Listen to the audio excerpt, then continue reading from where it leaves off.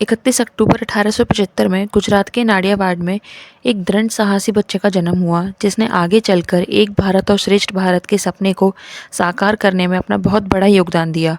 और वह कोई और नहीं, वह हैं सरदार वल्लभ भाई पटेल। और इस साल 2025 में उनकी 150वीं जयंती भी मनाई जा रही है, जो इस लहजे से परीक्षा की दृष्टि से बहुत ज़्यादा महत्वपूर्ण हो जाती है। आइए उनसे जुड़े उन सभी तथ्यों के बारे में एक बार रिवाइज करते हैं, 24 की यूपीएससी परीक्षा में बहुत ज़्यादा महत्वपूर्ण हो सकते हैं।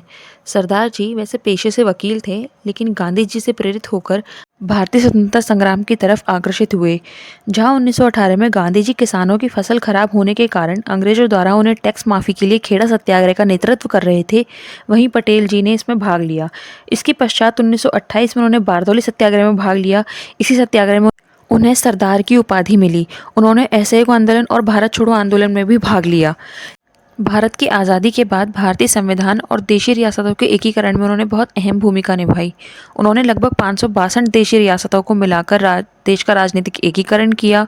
उन्होंने अपनी दृढ़ता और कूटनीति से हैदराबाद, जूनागढ़ और कश्मीर जैसी रियासतों का भी भारत में विलय करवाया। अपनी इसी कूटनीतिक क्षमता के कारण उन्हें भारत का बिस्मार्क कहा जाता है और दृढ़ता के कारण उन्हें भारत का लौह पुरुष भी कहा जाता है। वो भारत के संविधान निर्माण के समय संविधान की कई समितियों का हिस्सा भी रहे और साथ ही साथ 1947 से 1950 के बीच में चलने वाली अंतरिम सरकार के पहले उप प्रधानमंत्री और गृह मंत्री भी बने। अपनी इन्हीं क्षमताओं के साथ उन्होंने भारत में एक मजबूत सिविल सेवा का खाका तैयार किया और भारत के संघीय संविधान के निर्माण में एक महत्वपूर्ण भूमिका निभाई।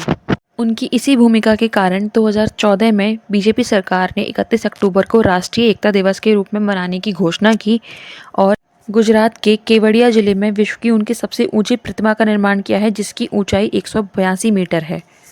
इसी एकता दिवस के उपलक्ष्य में सरकार द्वारा run for unity, unity parade, बहुत सारे कार्यक्रम आयोजित किए जाते हैं।